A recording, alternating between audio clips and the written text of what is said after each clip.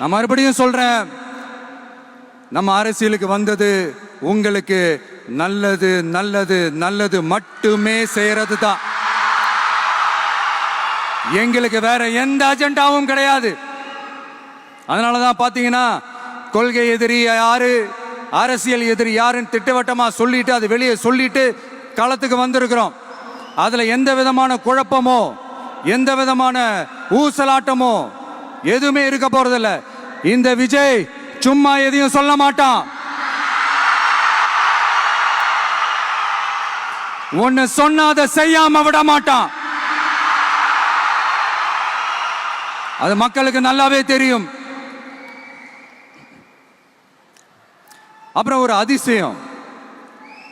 அதிசயம் சொல்ல முடியாது, இது ஒரு கண்டுபிடிக்க முடியாத ஒரு உண்மைன்னு சொல்லலாம். அது என்னப்பா, அது தற்குறியா?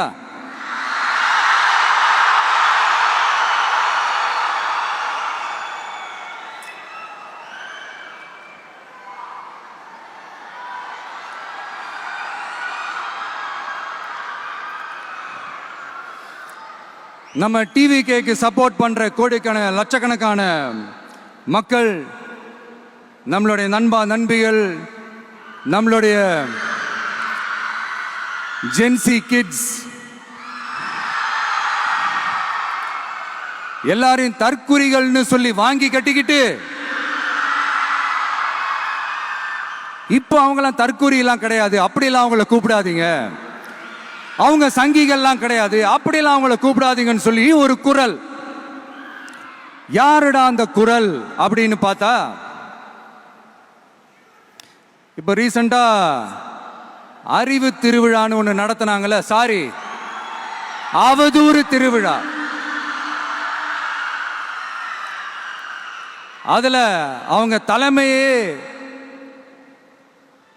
குழப்பற மாதிரி, அறிவு கண்ணை திறந்து வைக்கிற மாதிரி ஒருத்தர் பேசியிருக்கிறார். அவரு யாருன்னா அது அவங்களோட எம்எல்ஏவே. அந்த எம்எல்ஏ யாருன்னா நம்மளுடைய கொள்கை தலைவர்கள் ஒருத்தரான மக்கள் சேவகர் அஞ்சலை அம்மாளோட சொந்தக்காரர்.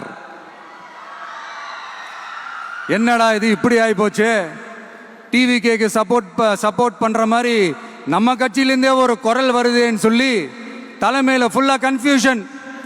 அந்த கன்ஃபியூஷன் இதோட நிக்காது, அந்த ஆதரவு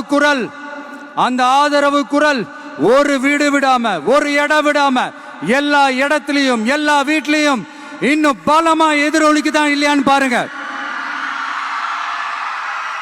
சும்மா பிளாஸ்ட் தான்.